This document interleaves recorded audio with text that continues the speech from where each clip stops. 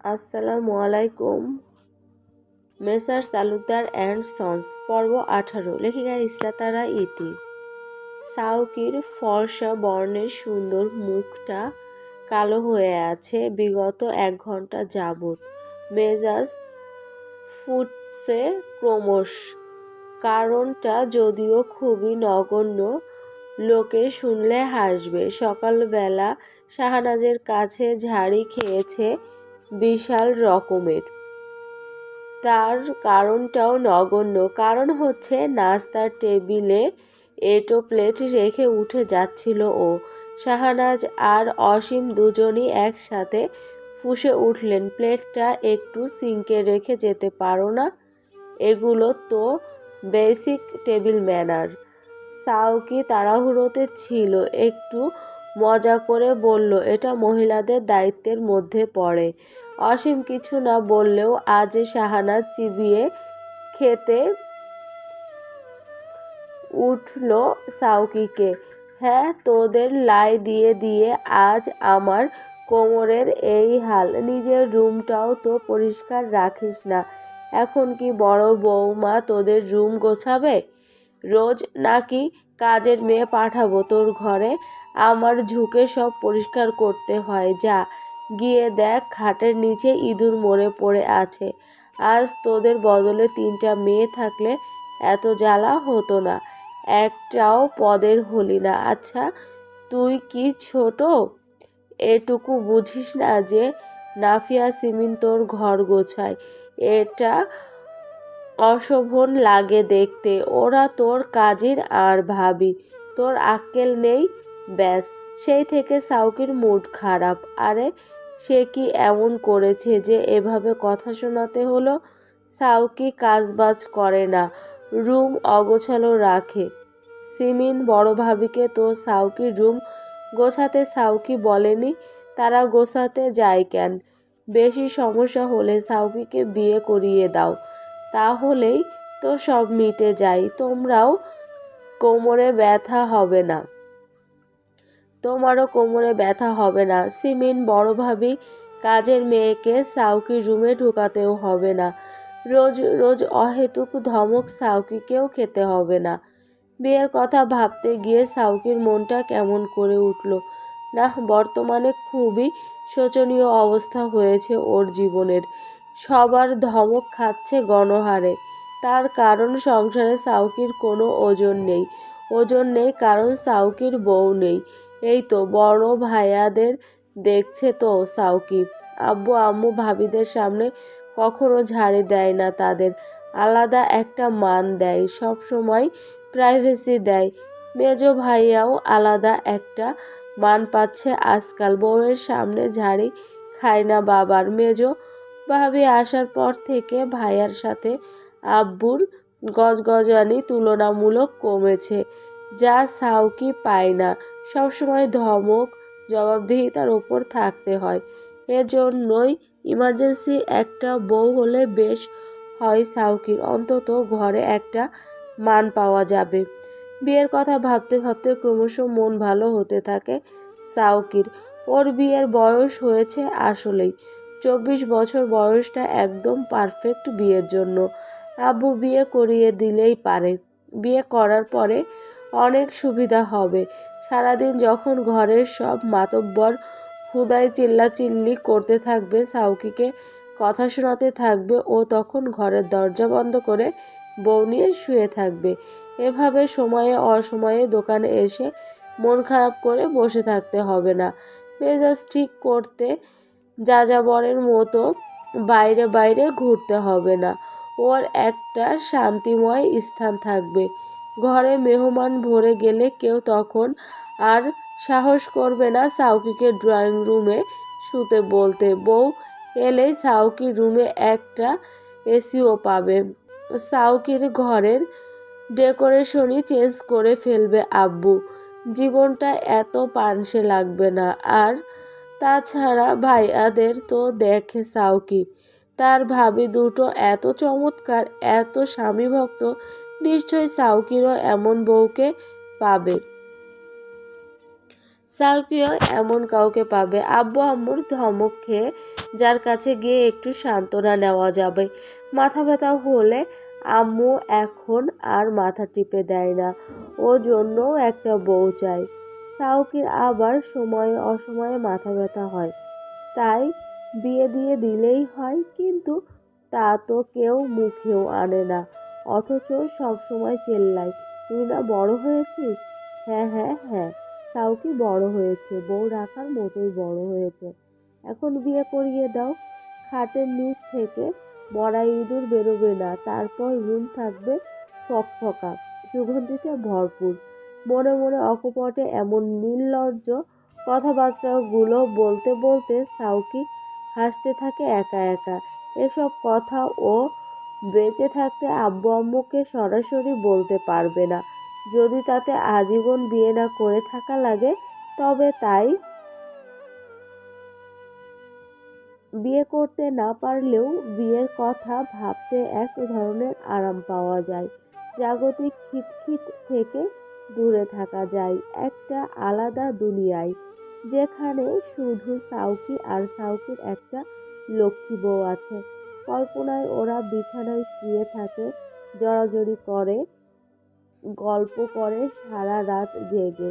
যে মেয়েটা একদম উঁচু গলায় কথা বলে না, সাউকিকে কষ্ট দেবে না, খিটখিট কিচকিচ করবে না, একদম মোলায়েম হয়ে যায় মন, মোলায়েম হবে যার মন, এমন মেয়ে কি আছে নাকি আদৌ? ভাবতে ভাবতে সময় কাটায় সাউকি। ঠিক তখনই দুজন মেয়ে দোকানের সামনে থেকে হেঁটে যায়। সাউকি অভ্যাসবশত বলে, আপু, আপু এদিকে আসুন, কি লাগবে? বরাবরের মতো জবাব আসে, ধুরো ভাই, লাগলে আসতাম না, এত বেশি বোঝেন কেন? মেয়েগুলো চলে যায়, সাউকি বিরস মুখে দাঁড়িয়ে থাকে। রোজ রোজ এই মেয়েগুলো নিশ্চয় তাকে সস্তা ধরনের ছেলে ভেবে মনে মনে গালাগাল করে, কিন্তু সাউকি তো সস্তামি নয়, বরং তাদের উপকারের জন্যই তাদের এত ডাকাডাকি করে রে পাগলির দল। এই যে তোরা কসমেটিক পরছিস, কেন আসিস? ফর্সা হবার ক্রিম, সিম্পলের ফেস ওয়াশ, নিউট্রেজেনার ক্রিম, সানস্ক্রিন, ল্যাকমির আইলাইনার, কোরিয়ান বিউটি প্রোডাক্ট, এসব নিতেই তো পুরো বরগুনার শহর জানে তালুকদার কসমেটিক ছাড়া অন্য কোথাও 1 নাম্বার পণ্য নেই, সব চকবাজারে 2 নাম্বার মাল। তোরা যাতে অন্য কোথাও থেকে কিনে ঠকে না যাস, সেজন্যই তো এত ডাকাডাকি করে এই সাউকি। ছাগল না, ছুরি, ছাগলির দল। কি ভাবিস কি তোরা সাউকিকে? আরে সাউকির চাইই নেই তোদের থোবড়া দেখে ফ্লার্ট করার। জীবনে শুধু একজনের দিকে নজর দিয়েছিল সাউকি, পাকিস্তানি অ্যাক্ট্রেস দূরে ফিসান নামের এক মেয়ে। নামাজ কালাম শুরু করার পর থেকে সেসবও বাদ দিয়েছে, এখন শুধু রোমান্টিক কল্পনায় বউকে ভাবে সাউকি। বউটার মুখটা অবশ্য ভাবতে পারে না, হাতে চুড়ি দেখে আর দেখে পায়ের পায়েল। পায়েলের কথা মনে পড়তেই মনে পড়ল আর এক কথা, একবার দোকানে বেশ কিছু দামি পায়েলের স্যাম্পল তুলেছিল সাউকি। একটা আনকমন পায়েল হঠাৎ চোখে লাগতেই ওটা লুকিয়ে ফেলেছে, লুকিয়ে বাড়ি নিয়ে নিজের আলমারিতে তুলে রেখেছে, ওটা বউকে দেবে, এটা সাউকির নিয়ত। কিন্তু সেটা কবে? মন মতো মেয়ে পাওয়া কি চারটেখানি কথা? এই তো, এই মেয়েদের আচার ব্যবহারের হাল, বিনয় বলতে কিছু নেই, মুখের ভাষা যেন ক্যাকটাস। ব্যথা লাগে সাউকির, শুনলেই বিয়ের থেকে মন উঠে যায়। আব্বু আম্মুর খিটখিট থেকে বাঁচতে যদি রুমের দরজা আটকেও খিটখিট শুনতে হয়, তবে লাভটা কি হবে? ছোড়া বড়ি ছাড়া আর খাড়া বড়ি ঠোঁট। ভাইয়া, এক্সকিউজ মি ভাইয়া। ভোর কাটে আচমকা স্বল্প পরিচিত নারী কণ্ঠ কানে যেতেই, গা ধারা দিয়ে বামে তাকাতেই সাউকি থমকে তাকিয়ে থাকে। মেয়েটির দিকে। মূর্ছনার হাতে একটা প্যাকেট, খুব সহজ ভঙ্গিতে সেটা সাউকির সামনে রেখে শান্ত গলায় বলে, সেদিন নিয়েছিলাম ভাইয়া, মেমো আছে। আপনি বলেছিলেন শ্যুট না করলে ইনফর্ম করতে, অথবা প্রিন্টার নিয়ে আসতে। হড়বড়িয়ে বলে মূর্ছনা। সাউকি কিঞ্চিৎ অপ্রস্তুত হয়ে মেয়েটির পা মাথা দেখল। আজ পরনে সিগি ড্রেস, একটা সাদা গোলাপি সালোয়ার স্যুট, মাথায় ওড়না টানা। কালো মেয়েরা দাবি করে তাদের নাকি সব রঙের মলিন লাগে দেখতে। এটা সম্পূর্ণ ভুল। একটু চাপা রঙের মেয়েদের সব রঙেই মানায়, যদি সেই রঙগুলোর সাথে সাদা মিশেলে পরে। সাদা গোলাপি, সাদা নীল, সাদা লাল। ওর সামনে দাঁড়িয়ে থাকা মূর্ছনা বলে মেয়েটিকে, সাউকি সব রঙের সালোয়ার স্যুটে সাজিয়ে দেখে কল্পনায়।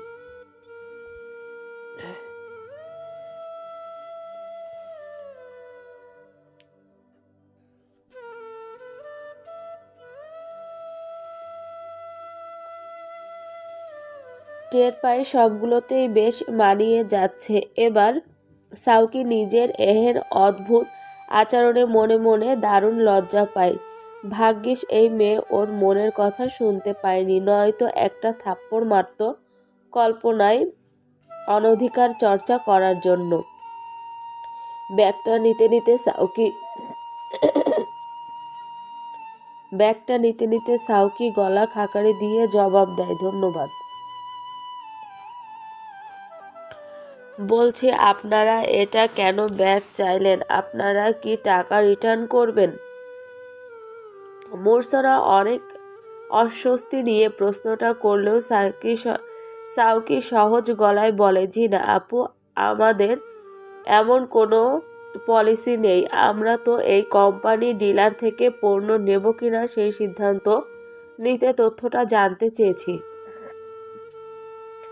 মুখটা আরেকটু কালো করলো মূর্ছনা, বেশ মন খারাপের সুরে বলল, তাতে আমার কি লাভ হলো? আমি যে 20 টাকা খরচা করে এলাম, আমার লাভটা কি? অদ্ভুত।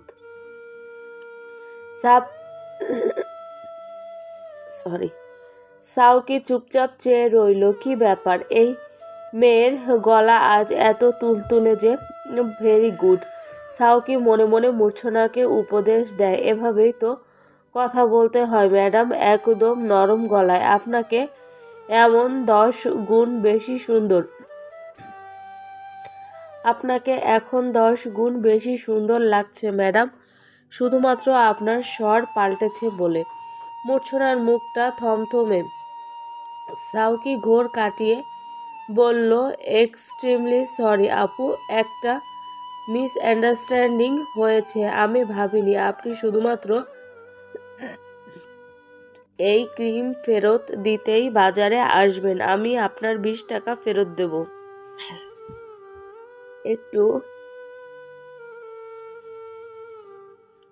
একটু আত্মসম্মানে লাগলো মূর্ছনার। নাকের পাটা ফুলে উঠল তৎক্ষণাৎ। বলল, না, আমি কেনাকাটা করতেই এসেছি। 20 টাকা ফেরত দেবার প্রয়োজন নেই। আপনি বেসিক স্কিন কেয়ারের সব প্রোডাক্ট এনে দেখান। সাউকি ব্যস্ত হয়ে পড়ল মূর্ছনার কথাতেই। স্কিন কেয়ারের প্রোডাক্টগুলো সব সামনে এনে একটা একটা করে খুব আন্তরিকতা নিয়ে বোঝাচ্ছিল। মূর্ছনাও চোখ বড় বড় করে সব শুনছিল। মাঝে মাঝে আবার বাচ্চাদের মতো প্রশ্ন করে ওঠে, ডাবল ক্লিনজিং মানে? মাইসেলার ওয়াটার না নিয়ে একটা সাবান কিনে দুটো ঘষা দিলেই তো সব ময়লা উঠে যাবে মুখের। 800 টাকা দিয়ে একটা মাইসেলার ওয়াটার নিব, অথচ ডাভ সাবান ছোটটা 60 টাকা। সাউকি হা হয়ে যায় ক্ষণিকের জন্য। পরপর মেয়েটির অজ্ঞতায়, মেয়েটির কাঠিন্য ভরা সরলতায় তৎক্ষণাৎ হেসে ফেলে গাল ভরে। পরপর নিজেকে সামলে নিয়ে সহজ গলায় বলে, আপু, আপনার শুরু থেকে পড়াশোনা করা দরকার, তবে স্কিন কেয়ারের টপিকটাতে ইউটিউব থেকে জেনে নিয়ে বুঝে শুনে আসুন, অথবা যার জন্য প্রোডাক্টগুলো কিনবেন তাকে নিয়ে আসুন। মূর্ছনা নিজেও লজ্জা পায়। সত্যিই সে একটা গাধা, এই ব্যাপারে একদম আনস্মার্ট আর যা তা পর্যায়ের মূর্খ। সাউকিকে বলল না, ও লিস্ট দিয়েছে, আপনি সেগুলো খুঁজে খুঁজে প্যাক করে দিন। সাউকি তাই করছে। মূর্ছনা চুপচাপ দেখে চলেছে সাউকিকে। এমন সুন্দর একজন ছেলে কি পড়ালেখা বাদ দিয়ে পরিবারের ভরণ পোষণের জন্য কসমেটিক্সের দোকানে বসে? এর সাথে ভার্সিটি আর গিটার মানাতো। এখন হাতে তুলেছে পরিবারের ভরণ পোষণের দায়িত্ব। একটু সহানুভূতি আসে মূর্ছনার। প্রশ্নটা মূর্ছনার মনে এলেও বেশিক্ষণ স্থায়ী হয় না। সাউকির চোখে চোখ পড়তে অন্যদিকে ফিরে হঠাৎ জড়তা নিয়ে বলে, সেদিন ওভাবে পাগল উন্মাদের মতো এলোপাথারি মারধর করার জন্য আমার কি আপনাকে ধন্যবাদ দেওয়া উচিত? সাউকি বেশ খানিকক্ষণ তাকিয়ে থাকে মূর্ছনার মুখের দিকে। এতক্ষণ এক রকম লাগলেও এখন মেয়েটিকে আবার বেশ জটিল লাগছে। এই মেয়ে কি সুন্দর কথাগুলো এমন বেঁকে বলে? সাউকি ভেতরে ভেতরে শ্বাস ফেলে। মেয়েদের এই ঘন ঘন মুড সুইং এর স্বভাবটার জন্যও ওর বিয়ে করার ইচ্ছা জেগে উঠে মরে যায় সবসময়।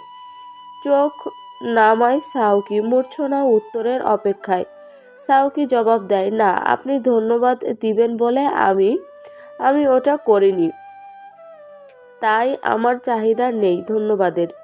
মূর্ছনা অল্প হেসে বলল, কিন্তু জানেন, আপনি ঠিক যেভাবে মারলেন ওগুলো আমার স্বপ্ন। একদিন যদি ওভাবে মারতে পারতাম। আপনাকে দেখে সেদিন কেমন অনুপ্রাণিত হয়েছি। প্রথমে কলার ধরে ঘুষি, তারপর মাটিতে ফেলে ঘুষি। তবে ধন্যবাদ দিয়ে যান। মূর্ছনা এবার গাল ভরে হাসল। সাউকি মেয়েটির হাসি দেখে অমলিন এবং উচ্ছ্বাসে ভরপুর মিষ্টি। মূর্ছনা হেসেই বলে, ধন্যবাদ আপনার মাকেও, আপনার বাবাকেও। আমার ইচ্ছে করছে বাড়িতে গিয়ে ধন্যবাদ দিই তাদের। আমি এতটাও ভালো কোনো ব্যক্তি নই। দুনিয়াতে মেয়ে মানুষকে সম্মান করার চেয়ে ভালো কোনো কাজ নেই। ওটা সবাই পারেও না। একজন একটা মেয়ে মানুষকে কুৎসিত মন্তব্য করলে পাশে দাঁড়ানো ছেলেদের মধ্যে পৈশাচিকতা মহামারীর মতো ছড়িয়ে পড়ে। ওরা মজা পায়। কেউ আপনার মতো মারতে আসে না। সাউকি নিশ্চুপ। সরাসরি সামনে দাঁড়িয়ে কোনো মেয়ে তার প্রশংসা করছে, এটা জীবনে কিভাবে নেবে সে বুঝতে পারছে না। আচ্ছা, বিল কত হয়েছে? 2100, ডিসকাউন্ট সমেত। জি। মূর্ছনা পার্স হাতালো। ওকে 3000 টাকা দিয়েছে হাফিজা বিকাশ অ্যাকাউন্টে। এত টাকা তুলে রাখা হয়নি। সাউকিকে বলল, আসলে টাকা বিকাশ অ্যাকাউন্টে তুলে নিয়ে আসি। অসুবিধা নেই, আমরা অনলাইন পেমেন্ট নেই, আপনি এই নাম্বারটায় পাঠান। মূর্ছনা টাকাটা খুব দ্রুত পাঠিয়ে পার্স হাতে তুলে আরও একবার সাউকিকে বলল, আপনার ক্ষতগুলো সারেনি যে? সেদিন ঘুষি মেরে হাতের অবস্থা নাজেহাল করেছে। সাউকি মূর্ছনার কথায় কনুই আর হাত উল্টে পাল্টে দেখতে লাগলো। মূর্ছনা আবার বলে, হসপিটালে এলে কখনো সাহায্য প্রয়োজন হলে ওখানে ওয়ার্ড বয় বরকত ভাইকে বলবেন মূর্ছনা আপাকে একটু ডেকে দিন, আমি ফ্রি থাকলে আপনাকে হেল্প করতে আসবো। কেন, আপনি বুঝি ওখানকার বেশ ক্ষমতাধারী পার্সন বা বেশ দক্ষ কেউ?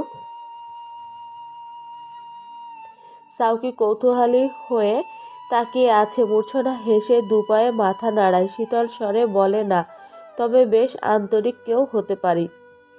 একটু বলেই মূর্ছনা নামলো দোকান থেকে। বড্ড তাড়াহুড়া ছিল তার প্রস্থানে। সাউকি চুপচাপ মেয়েটির প্রস্থান দেখল। ও টের পেল মেয়েটিকে ওর কাছে আরো কয়েকগুণ বেশি সুন্দর লাগছে। শ্বেত পদ্মের মতো স্নিগ্ধ মুখটা লাল হয়ে উঠছে। এটা গরমের কারণে। মাথার ওপর একটা সিলিং ফ্যান অবশ্য আছে, তবে পাওয়ার বাড়াতে গেলে উঠতে হবে। ছাদের উঠতে মন চাচ্ছে না। ও তাকিয়ে তাকিয়ে দেখতে ব্যস্ত ওই শ্বেত পদ্মের মতো স্নিগ্ধ মুখটাকে। একটা কাঁথার নিচে গুটিসুটি মেরে ঘুমিয়ে আছে সে, গলা অবধি টানা কাঁথাটা। এই নিয়ে আজ 5 বার সাদ ঘুম থেকে ডেকে তুলতে গিয়েও পারল না মেয়েটাকে। বারবার যখন ডাকবে বলে হাত বাড়ায় তখন শুকিয়ে মলিন মুখটা দেখে হাত গুটিয়ে নেয়। চোখের সামনে কাল রাতের কিছু রুদ্ধশ্বাস দৃশ্য ভেসে ওঠে। সাদ নিজেও লজ্জা পায় আবার। কিন্তু এখন জোহরের ওয়াক্ত প্রায়, এখন না উঠলেই নয়। ব্রেকফাস্ট করানো হয়নি। ফজরের পরে দুজনই ঘুমিয়েছে 2 কাপ গরম চা খেয়ে। চায়ের কাপ দুটো মেঝেতে পড়ে আছে অগোছালো হয়ে পাশাপাশি, ঠিক যেমনভাবে আছে ওরা। আরও কিছুক্ষণ অপেক্ষা করার পরে সাদ হাত বাড়িয়ে ফোনটা নিয়ে নাফিয়াকে কল করলো। ভাবি, আজ ভাত কেমন রেঁধেছ? বেশি করে চড়িয়েছ? আমি আর নিশা এবেলা খেতে পারবো? কেন কেন আমি কেন বিনা দাওয়াতে মেহমান খাওয়াতে যাব? তোমার বউ রাঁধেনি? না। কেন? ও একটু অসুস্থ। সাদ আমতা আমতা করছে এমনভাবে নাফিয়ার বুঝতে কিছু বাকি নেই। বহু কষ্টে হাসি চেপে রেখে বলে, সাউকি বাড়িতে এলেই ওকে দিয়ে পাঠিয়ে দেব ভাত তরকারি। চিন্তা করো না। থ্যাংক ইউ ভাবি। নিশা সাদের কথাবার্তা শুনে এতক্ষণে নড়চড়ে উঠল। চেতনা ফিরল ওর বহু সময় পরে। তবে চোখ মেলতে পারল না। কাতর স্বরে বলল, আমি উঠে রাঁধবো না হয়। ভাবির অসুবিধা থাকলে তাকে বারণ করে দেন আপনি। সাদ চুপচাপ নিশাকে কিছুক্ষণ দেখে। কাঁথার নিচে শরীরটা বোধ হয় ঘামছে, কিন্তু কাঁথা সরায় না গা থেকে। ও মূলত বিপদে পড়ে সরাচ্ছে না। অদূরে পড়ে থাকা শাড়ি ব্লাউজ সাদ এনে দিতে চাইল, তবে মেয়েটা এতে ভয়ঙ্কর লজ্জা পাবে দেখে দিল না। চট করে উঠল সাদ, গিয়ে ফ্যানের পাওয়ারটা বাড়িয়ে দিল। পরপর নিসার বাংলা গাইড বইটা এনে নিজেই ঢুকে পড়ল কাঁথাটার নিচে। নিসাকে চমকানোর সুযোগ না দিয়ে ওর হাতে বই তুলে দিয়ে বলল, গত 2 দিন পড়তে পারোনি, এখন পড়ো। নিসা চোখ মেলে কিছুক্ষণ অবাক হয়ে তাকিয়ে রইল। পরপর বইটা হাতে নিল। সাদ আরেকটু ওর কাছ ঘেঁষে যায়। 2 চোখ বন্ধ করে বলে, আমার ঘুম পাচ্ছে, তুমি পড়তে থাকবে। ঠিক 1.5 ঘন্টা পর তুলবে আমাকে। নিসা চুপচাপ মাথা নাড়ে। এখন লোকটার সান্নিধ্য তাকে চূড়ান্ত রকমের লজ্জা দিচ্ছে। ভেতরে ভেতরে হাঁসফাঁস করছে। মনোযোগ অন্যদিকে ফেরাতে ইনিয়ে বিনিয়ে শুধু পড়ে যাচ্ছে। উদ্দীপকে উল্লেখিত মিনার জীবনের ঘটনাটি মানুষ কবিতার সাথে সাদৃশ্যপূর্ণ। কবিতায় কবি বলেছেন। নিসা আর আগাতে পারছে না। সাদের গরম শ্বাস তার গলায় পড়ে তাকে আটকে দিচ্ছে বারবার। সাদ বিরক্ত হয়, বলে, এসব কি পড়ছো তখন থেকে? গাছের পাতা সবুজ, গাছের পাতা সবুজ, গাছের পাতা সবুজ, হোয়াট ননসেন্স। নিসা ধপ করে বইটা বন্ধ করে। থেমে থেমে বলে, আমার না ঘুম পাচ্ছে আপনার ঘুম দেখে। আরেকটু ঘুমাই? অসম্ভব। পরশু রাত থেকে বই হাতে নাওনি, আজ ফজর থেকে এই পর্যন্ত ঘুমিয়েছ এই আধা ঘন্টা। মুখ জুড়ে ক্লান্তির ছটা। সাদের মায়া হলো। কিছুক্ষণ চেয়ে থেকে হঠাৎ ফোনটা হাতে তুলে নিয়ে কল করলো নাফিয়াকে। নাফিয়া আবার কলটা রিসিভ করতেই সাদ বলে, ভাবি, খাবার পাঠাতে হবে না। তবে খাবে কি? বাইরে থেকে অর্ডার করে নেব, ভাত টাত লাগবে না। ওয়াও, পিৎজা খাবে নাকি? আমাদের দাওয়াত করবে না? নাফিয়া দুষ্টুমি করে বলতেই সাদ অস্বস্তিতে পড়ে।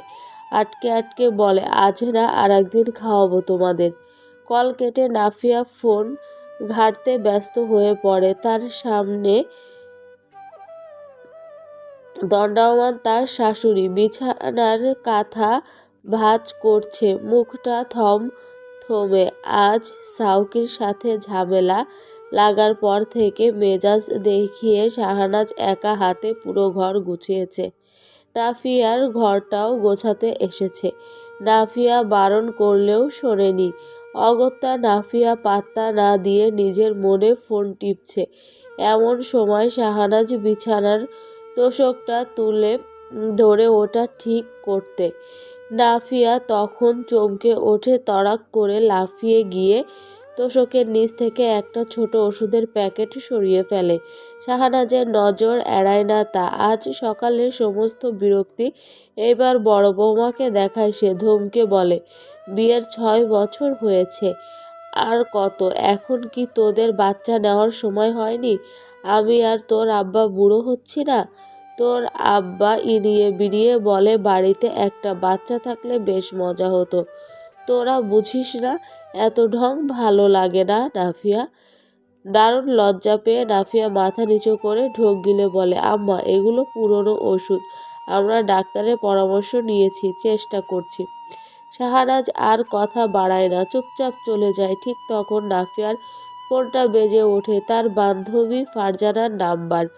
বরিশালেই থাকে সে। ফোনটা রিসিভ করতেই বলল, এই নাফিয়া, তুই কি বরিশালে এলি? না তো, কেন? আরে দুলাভাইকে দেখলাম সাথে একটা মেয়ে।